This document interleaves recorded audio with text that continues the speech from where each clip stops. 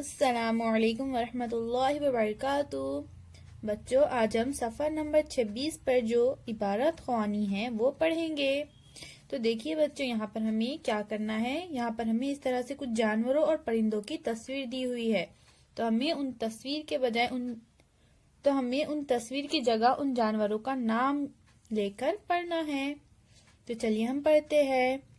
आज चिड़िया और चिड़ा की शादी है। खरगोश, बिल्ली, तोता ढोल बजा रहे हैं। चिड़ा नागपुर का रहने वाला है। चिड़िया घोड़े गांव की रहने वाली है। तोते फरारे लगा रहे हैं। बंदर शहनाई बजा रहा है।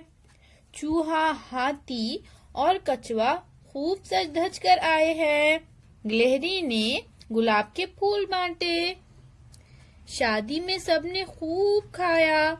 शादी में सबको बहुत मजा आया। अल्लाह हाफिज।